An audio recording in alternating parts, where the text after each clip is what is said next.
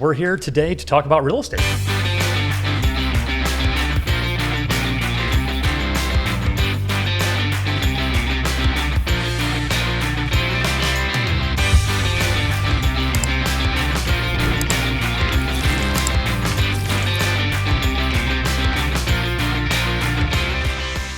Hello and welcome back to the Real Estate Unlimited podcast. My name's Steinman. Bryan Shuby. Carrie Steel. I'm Bill Jones. And we're the Jones Home Team. And this is episode 35, which I had to do some quick math before we started. We are 67% through a year of doing a podcast. So we're doing good. So we just talked about episode 40 will be right around here. We'll come up with something special for that. So today we've got, Brian's got first-time home buyers and average age. Carrie's getting into weather disaster and things, what you should do about your home being damaged. Sierra's getting into the hidden cost of home buying, and I got just a couple little tidbits at the end. The most expensive house sold in Florida, actually, it's one of the top, and some of the other ones, and current divorce rates and what's that doing for real estate. That's random. Yeah, no, it's kind of fun. It's fun. Well, they say 50% of marriages end in divorce, so that's not true according to what I found online. So it must be true if it's online, right? So, Brian, what do you got, brother? Here, let me pull up. Yeah, just wanted to kind of talk about first-time home buyers and the average age of first-time home buyers. So looking at the graph there, you can kind of see back in 1992, the average age was originally 28 years of age for people to buy their first home. And today we're up to 38 years of age for the first-time home buyer. That's a huge difference. Well, 20 is the new 30. Yeah. Apparently. So it goes from 28 to 38. No, listen. I was watching Pop the Balloon live show, and I don't even know what that is. It's like this dating show, and most of the contestants are like 35, 40. I'm like, that's like... And they're single? And at that point? Shouldn't you be like 22, 23 on those shows? I mean, but... Pop the Balloon live. Nobody's in a rush. It's on Netflix. It's new, but I mean, most of those people on there are low age, probably 28, high and mid age. So people 35. just waiting longer for everything, dating, house buying. I was going to say having that kids are having one of them later. One of the key reasons here. So I just kind of pulled some key reasons why that average age is jumping so much, and one of the things is kind of exactly what you're talking about, Carrie. Delayed life milestones. Yeah. Many millennials and Gen Z buyers are delaying marriage, starting families, or settling into careers, all of which traditionally aligned with home buying. So obviously the longer you wait for those items, then typically they waited, now it's pushing the age out a little bit longer then. So. I wonder, is that because we're living long? You don't have to get married when you're 13 Yeah. now and die at 40. Die at 32. Yeah. So. And have fun. People are traveling. They're opting to travel and get their zoomies out before they settle down and have a family. So that's Is that what they're calling it nowadays? I don't know. Yeah. My dog gets it. And I feel like a lot of people too like to wait to get married till they get out of college or get college into debt. their career. Debt is a huge one. Yeah, if you're paying, I don't know, what is average debt? $1,400 a month maybe for college? I don't for know. For like a four or 6 Probably year a degree. ton. Yeah. So there we go. We'll have to do some research and then do a topic about that. Yes, because I've seen people where they're in their starter home and then they pay off their debt and then they apply that toward their mortgage and then they can actually get a really nice house because they were making that payment anyway. So. Once they get rid of that debt, then. Yeah. So you say accumulate a ton of college debt, get married, you can pay it off together. Is that how that works? Not necessarily. Oh. I'm not even for college debt, but there are careers where it's warranted. No, I got to help pay Kelly's off. It was amazing. Because education is one that's warranted. I mean, you have to have that degree in order to do that profession, so you have to go to college for it. Right. Okay. So people are waiting until much later. That blows me away. 28 to 38. That's a big difference. That is kind of crazy. And it's not like that's a million years. I mean, it's a couple decades. So. Yep. And then you can kind of see there, 2008, it did dip down. I'm wondering if people just because the market was so low, people kind of bought because the houses that would were make sense. Yeah, relatively cheaper. So I wonder if that would just continue to trend up had we not had the 08 financial crisis there. So if we start living to 150, then maybe that'll go up even higher. The average age will be 50 years old. All right. Do I have the next? Am I going too fast here? Nope, you're good. Next chart. First time. Which one do you want? Either or. So this was just kind of similar to what I guess this kind of goes into a little bit more detail, but again, I just wanted to look at age. So, first time home buyers in that 25 to 34 year range, that's 38%, which again kind of aligns somewhere. That's a huge majority. Yeah, kind of somewhere in that ballpark then. And again, 35 to 44, 26%. So you can kind of look at some of the different, like I said, age groups and where that the first time home buyers kind of range. And then also, can you imagine being 75 and be like, all right, I'm ready to buy my first house. Like, that's wild. Should be like, you should maybe be moving into a assisted living. Listen, or something. I'm actually impressed with some of the buyers that I've had in the last year where they're in their mid to late 80s and they're house hunting, not necessarily for their first home, but they're house hunting. And I'm like, that's a lot to take on for somebody when you think about home maintenance, yard work, all that. But man, there's some of them get around better than I do. Right. Yep. Yeah, you're thinking condo or assisted living at that point then too. So this is only first time buyer. This is not all home buyers. Because I said those numbers can't be right, but that's only first time buyers. I gotcha. And then you can kind of see again median age in years for married couples and single female, single male, unmarried couple. Kind of go through the different ages then. So a married couple, the median age for a first time buying a home is again 38 there. Okay, so just be a sexist pig here then too. So why are women waiting longer as first time home buyers than men? Wage gap. Is it possible that What's they're that? just Wage gap. Wage, is that you think what it is? Maybe. I'm seeing maybe like they've been married for 20 years, they get a divorce, and now they're buying their first house. Okay. Instead of Yeah, because it might have been in his name, and then they're going off and buying their first. Because I feel like that could stagger the data a little bit. Okay. And that married couple, that kind of lights right into, what was it, 38 was the average? Yeah. So, right in there. Okay. And then I think you had one more there. First-time home buyers. Yeah, so similar again. First-time home buyers in age group then. So, again, you can kind of see all buyers 32%, 25 to 33, 75%, and then 34 to 43, again, 44%. So you can kind of just see where those kind of rough percentages are then. So those numbers still surprise me as the older groups then too, because I knew that seemed way too low for, again, being the first-time home buyer. But this is, I don't know, that's nuts. So then again, to kind of go into this, I also just wanted to kind of just roughly go over, key things or key reasons that of why that age is kind of rising then. So as we talked about earlier, delayed life milestones, again, home prices are rising, which obviously does not help. So I think that goes along with, again, Carrie, college and stuff like that. A lot of people want to get some of those other debts paid off before, or they need to get some of those debts paid off before they're able to, be able to afford the increasing prices in the homes nowadays. Which that would fall in line. It seems like a lot of people are not wanting necessarily that fixer-upper cheap house as their first house. So maybe they want to do that like move-up home. But then at that point, you would need to pay off. Yeah, you can't have a $1,200 college payment on top of that and figure that out. Then maybe that's it. Yep. And then again, a couple of these other ones, student loan debt, like we just talked about, that's obviously a huge or a significant thing that could impact somebody's ability to buy a home. Interest rates, again, they have increased a little bit here lately. So again, that kind of maybe adds to, again, as far as the payment, if it's 2%, that's one thing. And then if you start talking 7 or 8%, that does add a pretty significant chunk to your monthly payment. So the higher that gets, the obviously the more expensive your payment gets. I'd say in the last handful of years, low inventory and competition. There were a lot of home buyers and very limited inventory. So I think, a lot of buyers get discouraged and say, we'll just wait or something, that kind of stuff. So they delay that purchase then. So, and then there's some other ones here. So stricter lending standards, obviously from 2008 and all that. The lending standards have gotten quite a bit stricter as far as more than you have to be alive. Yeah, more than you have to be alive. So that kind of all adds into it. So those are just some of the key reasons why that average age of first-time homebuyers has just slowly kind of increased then. So that's interesting. Well, I wonder if that'll continue to trend up. I mean, because it seemed like that chart was.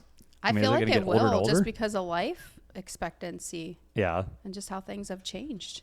Could be. We'll have to watch it. Well, if we're here in another 10 years watching this, we'll have to see what it's like. I guess at 48 then? That's the first-time home buyer? I don't know either. All right. Where are we moving? I'm going to see rates here then, too. And then, again, I'm listening to this now. I'm sure that it's out of date. They 6.9%. That's Housing Wire anyways then. So we're under 7. That's good. We're going in the right direction. There's a Fed meeting tomorrow, so maybe that'll change. Who knows? But all right, cool. Who's next? Sierra, you want to go? Carrie, you want to go? I'll go. I want to talk about the hidden costs of buying a home, because I think a lot of people go into it thinking that a big part of what they're going to be paying for is the down payment, and that's about it. Unfortunately, that's not the case. Surprise. So just a couple of the big ones, and I'll go in a little bit more in depth, but with closing costs, inspection fees, HOA fees if that applies, property taxes, unexpected maintenance and renovation costs, things like that. And then interest rates, can impact. And then, just kind of getting a good realtor, inspector, whatever, to get you lined up in the right position for whatever you're purchasing, so that you can help maybe cushion those costs a little bit if you know what to expect. So I'll just break it down real quick. Pre-purchase costs, you're going to have your home inspection and appraisal fees.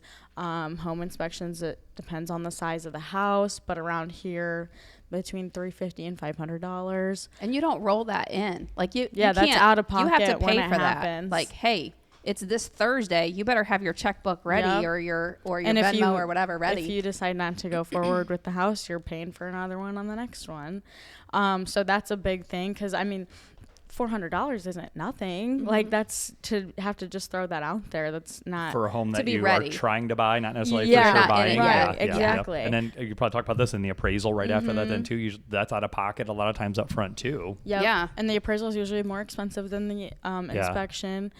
So that's another out of pocket. I mean, you can have about $1,000 wrapped up right away that first week. Yeah. Or first 2 weeks. Yeah. And you still don't even have clear to close on a loan just with that. And then on top of that, you have loan origination fees, title search and insurance, earnest money. Sometimes, I know we don't deal with earnest money a ton anymore, but that can be refundable, or it cannot be, depending on the situation. Or somebody might sit on it for 2 years. I would say, or it's tied up. Just tied up for 2 years. Yeah, so that's another. And earnest money is one that it's usually $500 to $1,000, at least in our market, if you're doing it. So not an insignificant cost there either. And then when you go towards closing costs, again, closing costs is not just a down payment. That's where I think a lot of people get screwed up. They just think they have their down payment money. They're not expecting closing, which I just pulled this up here. You have Zillow. It's got typical between 2 to 5% of the purchase price. And then they think they don't have to have it for 30 or 45 days. So, but they're not even thinking about coming up with the money until, I've got, I can save a couple of paychecks, but then they're getting hit in the first 7 days or after paying for an inspection and appraisal and everything else. So, 2 to 5% of the home price is usually my rule of thumb for closing costs. Because again, that changes too from person to person. If you're in a grant program or something, part of your down payment will be paid for, maybe not. Sellers might be paying towards your closing costs. It's going to be different for every single person, but that's usually a good rule of thumb. And then we've also got programs. There's some of the title companies will, they have estimators on like their website. If you can put in the information, you can kind of get a general idea of what closing costs are going to be. And obviously it's always an estimate, never for sure, but at least to help out a buyer understand what they're going to be coming towards. And then same with if you're on the listing side of it too, we've got a net sheet that we use to when we get an offer, whatever the offer price is, and then plugging in all the other different numbers and stuff, so they can see what some people. They're like, I didn't. I mean, granted, if they have wiggle room, then they're sometimes impressed with the number, but sometimes they're surprised at all the little nickel and dime stuff, which they wouldn't see until closing if you didn't give them some sort of a heads up. Right. I feel like everybody's surprised in a bad way, not in a good way. Like, that was way less than I thought it was going to be. It's usually way more than what anybody ever expects it to be in the end. Well, that's why you need a good agent to explain those things, because if they sit down at the table to sell their house and they have a number in their head like, I think we need to make 30 grand, but they don't factor in, 10 to 15,000 of all these other little things, then they might not need 30. They might need 45 to get that 30. Right. Yep. And again, what can be paid for by who? Sometimes the seller can kick that in, and depend upon your negotiation on the deal. Maybe some of that gets paid for by the seller, so that could help. That could make or break a deal sometimes. Absolutely. I just tell people, like, you probably want to have like $1,200 to $2,500 just in an account ready to go, so that way your inspection, appraisal, and like, especially if there's things where you get in and you pay for the inspection, you pay for the appraisal, but now they're calling for a foundation expert or like a roofing expert to come out and do. And then who's paying for that? Exactly. And the seller doesn't want to pay for it. The buyer probably doesn't want to pay for it, but they're trying to buy the house. So and then if you're that far along, if the appraiser says, hey, XYZ, the porch needs to be repainted or something like that, seller refuses to do it, you're going to need obviously somebody to either pay, or you need to go buy the supplies to do it and obviously get it done. And if it's something big, you don't want to put on a credit card, because that could screw up the underwriting process. Like if it's a bigger repair. You got $1,000, $1,500 invested in all this stuff, and you're still just trying to buy the house. And then something comes up, you want to get it done, but Yeah, that's wild. Good times. Yeah, for sure. So save up a lot of money, I guess. And get a good agent so they can fight for you. Mm-hmm. So, but I mean, you guys probably get that. I mean, that's a lot of times I've got so much for a down payment. You know, they just figured they got that 3%, 5%, or even 20%, but then all the other things on top of that. So, yeah, it's good to have that conversation. I think when we bought our house, it was like we were expecting 10 or 11,000 to be what we brought to the closing table, and it ended up being 14 or 15. Was it? That God, was your agent sucked. Apparently, didn't give you a good idea. I'm not going to tell you who the agent was. Yeah. I think it was more lending and lending types, and also that time of year and what products were available, loan types, and the type of home that we got. So yeah, that is, and a lot of times too would recommend you talk to your lender. Yeah, you know, whoever lender you're talking to, have a good conversation with them. Realistic, what are your costs going to be? How much money you're going to need? What's your payment going to be? That's the other thing then too. So not only the cost. So okay, we got through all of this, or through the inspection, through the appraisal, they got an idea on cost, and then they see their monthly payment, and then lose their mind because they didn't realize it was going to be all the cost, the taxes, the insurance, and everything. I mean, I think that's one where, you know, if you're not sure before you make the offer, you know, run it by, call your lender and say, hey, this is the purchase price we're looking at. Could you give us a pretty good idea of what our monthly payment's going to be, what costs we're going to have, you know, what is cash, how much cash are we going to need to get this thing closed and stuff like that. And they can usually give you a pretty close idea. So, and then not to mention, like, this is kind of sidetracking or derailing the conversation, but not to mention if you make one payment extra on your mortgage, that takes off like 7 years off the loan or something like that. Same with car payments. So like interest, but just make sure you tell your lender that it's going directly toward the interest on your mortgage. I'm not a lender, but principal. Yep. Sorry. So you might have otherwise it'll go to interest. Already see the one-time fees, appraisal fee, application fee, home inspection fee, credit you know report. I mean, all that stuff's out of pocket. Yeah. And, mortgage origination fee. That's usually at closing, but. Yeah, lender's title policy. Most of this stuff is at closing, though. But escrow fee, closing attorney, courier fee, bank percent processing fee, recording fee, notary fee, loan discount points, homeowners association transfers, and then property taxes and everything else. So well, and like one-time fee, if you do a wire transfer, your bank charges you, but then also you could get charged from the title company and all these other places. Oh, you're paying it for sure. Yeah, so it might be 25, 75 times 2 or 3 different ways that you're pulling it. Yep. Closing costs for sellers, that's a whole other conversation. Hidden costs. I guess. We'll say hidden costs. Yeah, well, they should be hidden. It's just you don't know. Again, you don't know what you don't know. You right. know? So it's not like anybody's hiding them from you, but it's yeah. like you're not expecting it. No one goes into it thinking, oh, I got to save money for the loan origination fee. Right.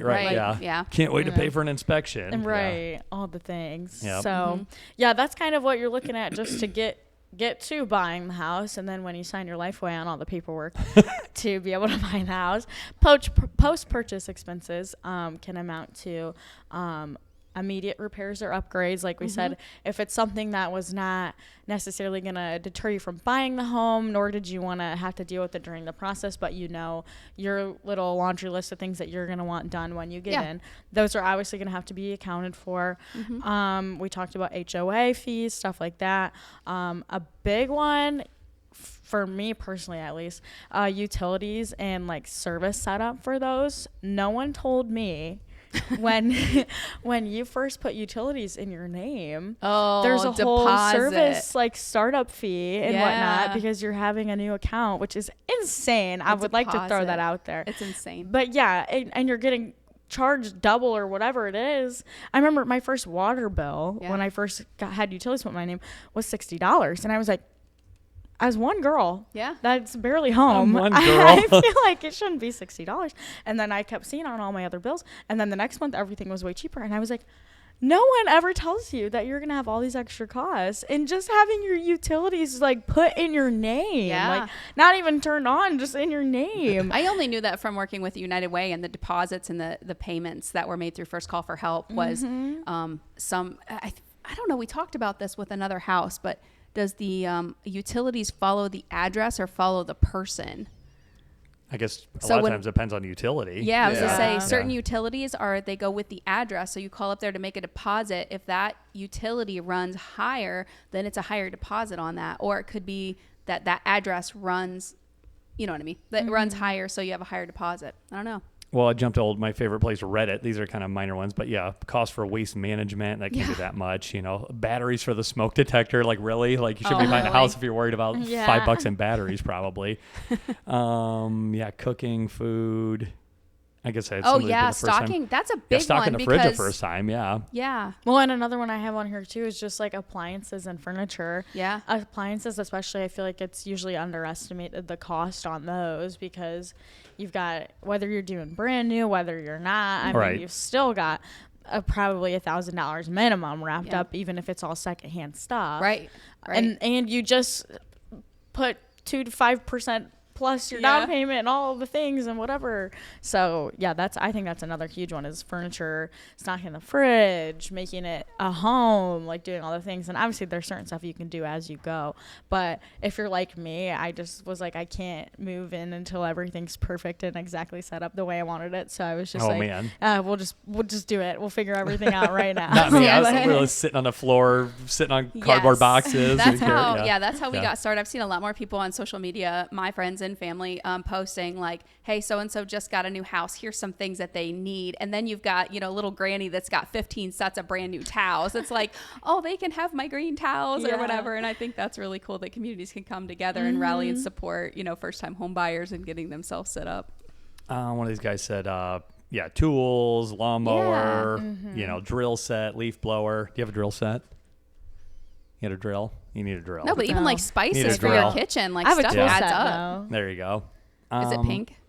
It is. Pink? Yeah, it literally is. And this poor guy, low emergency, had all kind of problems. The igniter went out on the furnace. The kitchen trap was leaking. The kitchen line needed snake. The dishwasher was worse. Fridge was having a hard time. But look at all the little, but like $2,500 in appliances. $1,000, $1,400. Yeah.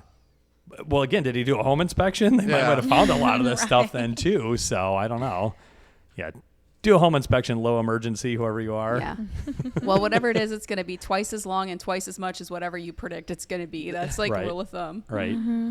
Absolutely. All right. So what's do we have time for this? I've been yapping a lot. We can move this to the next one if you want. Let's do it real quick here. All right. So this time of year, we've got inclement weather. So thinking about actually Clyde, Ohio, where Whirlpool is at, their power went out and they were dealing with like tornadoes and microbursts and all that stuff. So what happens if you're in the middle of buying a house, you haven't closed on it yet, and something like that hits your location? Like, what do you do? So most purchase agreements, and ours has a clause to protect the buyer or seller from inclement or acts of God, something that would happen that's outside of a normal wear and tear of the home. So the buyer's option are obviously proceeding with the sale. And I was reading in my research, a lot of it said 5%. I don't know what the rule of thumb is. I thought about calling the state this morning, but it was just too close to the time. First, how much damage, like percentage-wise, to the house? Okay, yeah. Yeah, I saw 5%. I don't know if that's true or not, but up to that amount, then you can proceed with the sale, and then buyer would either have to accept the fact that repairs need to be made, or the buyer and seller would go back and forth and either reduce the cost so the buyer can fix those things, or obviously the seller can fix them as well. My first thing, if I'm representing a buyer, would be like, hey, that seller, get a hold of that listing agent and see if that seller can do an insurance claim, because they still own the house and it's still covered under their home insurance, fingers crossed. Because usually the buyer's in the process of getting their home insurance for their loan. So usually it's in limbo. But not until they own it. Yeah, they're not going to get insurance until they own it, though. Yeah. So where it gets gray is when you have a delayed, where the buyer owns the house, but the seller still live there. Sure. So the buyer's insurance would then cover it from day one. But then from there, especially if it's like what they call. Yeah, they're the homeowner now. So an act of God. Yep. Walk away from the deal. So if the damage is significant, I think of like the coast of Florida where houses are completely leveled by a hurricane. They could get their earnest money back, but then they would have to decide whether or not they're going to proceed, because the bank's not going to give you a loan if there's nothing to collateralize anyway. So unless you're doing a cash deal, I don't see what the point would be with moving on. Right. And hopefully whoever's selling the house has insurance at that time. Which these are like 1 in a million things, but I mean, it does happen though. I mean, just a little picture here, a bunch of trees fell on a house. I mean, what are you going to do? So yeah, and what's probably going to be common here, and we had that with one of the houses where there was a big storm, there was branches everywhere, and there was a tree branch that was decent in size. I mean, a limb-sized tree, and it fell on a porch section of the house. So then it's like up to the buyer, go take a look at it, see if it's something that you knew you had to do repairs or it needed a new roof anyway. Mm-hmm. Is it minor, or is it something where you're like, man, we really need to figure out what we're going to do with this?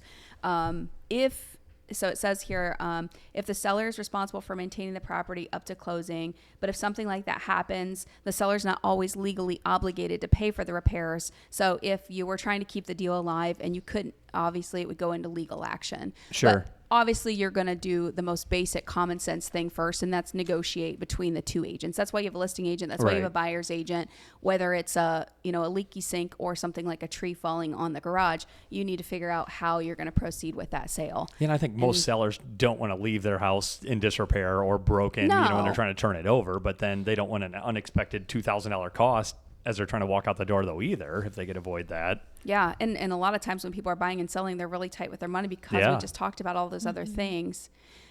We do have walkthrough inspections on our contract and with most contracts in the state of Ohio, where if you're buying a house up to 2 to 3 days before, you can walk through and just make sure that it's in the same condition as it was when the buyers are put the offer in and the sellers accepted it. And a good rule of thumb for that, or a good example of that, would be if you have tenants or an eviction process where they're disappointed that they have to now move and they inadvertently or uninadvertently trash the place.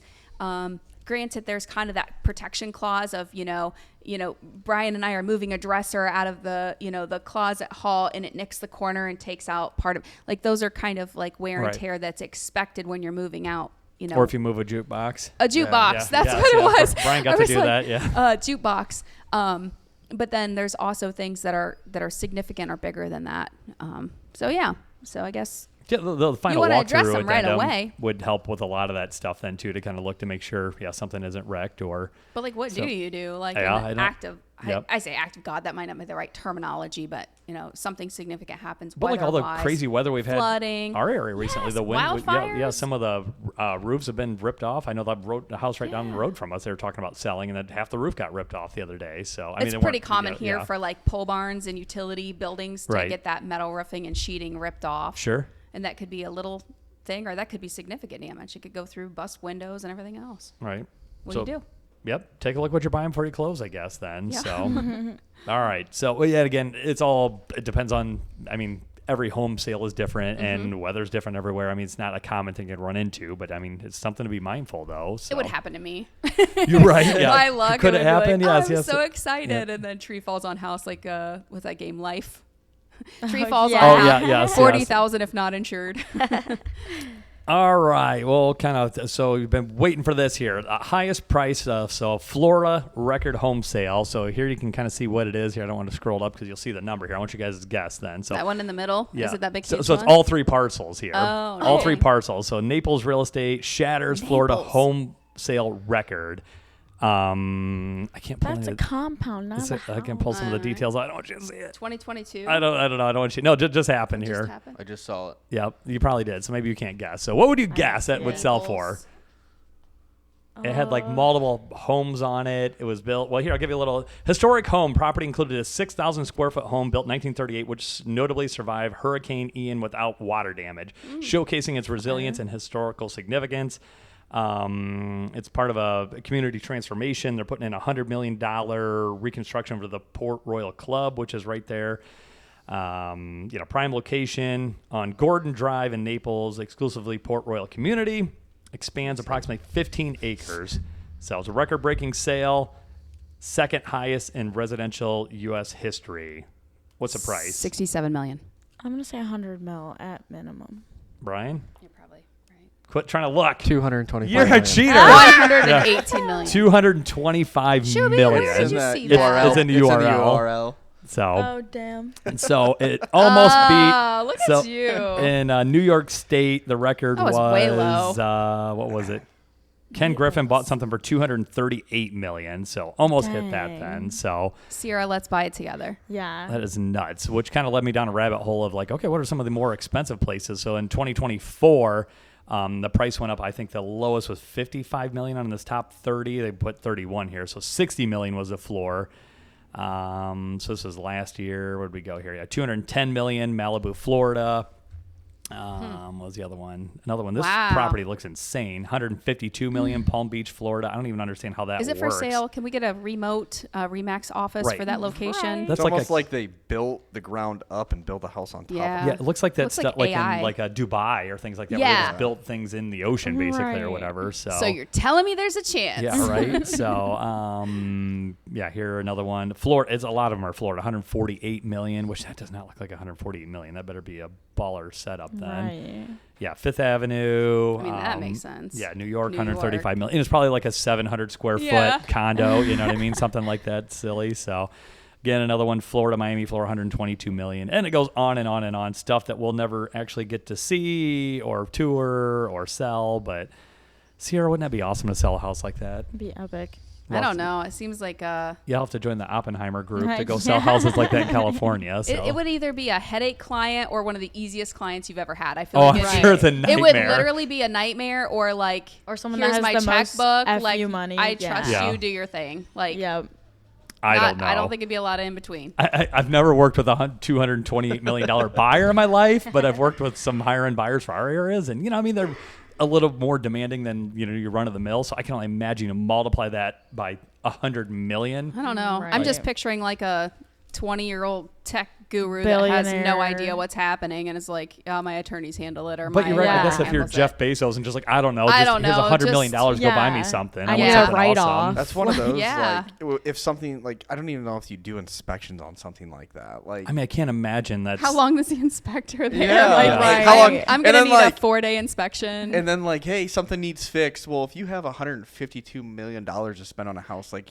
I would assume. Are you worried about the hot water heater? Are you worried about the hot water heater? Like, no, probably not. Again, Malibu. So there's a lot of these. No, that's well the over people that say million. we want to do this and this before we close. So we want to have our decorator come in, or we need different countertops. Yeah, we're gonna. Oh, you just redid the kitchen. Fabulous. We're gonna rip it out and redo it. Yeah, you just spent $1 million on this. We don't care. Yeah, Jeff Bezos bought this. I just saw that. What was that? Indian Creek. Look at that little parcel. Island Road. I don't even know where that's at. Indian Creek, Florida. Million. $87 million for that. So, but that's if you got probably Jeff, his 12th house in Florida. Oh, I'm sure probably. So that's so crazy. Pretty. So we can hook all this up and share that then too. And then the last little tidbit here, I got divorce. So they say half marriages end in divorce. That is a myth. So half of marriages do not end in divorce. It's only 41%. So you got a 9% better chance of not getting divorced. It's now 41%.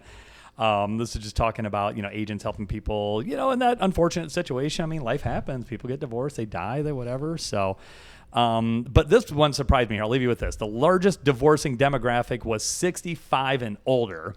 Dang. Like what? So that plays into what you had at the beginning, Brian. So the 75-year-olds, buying their first time home.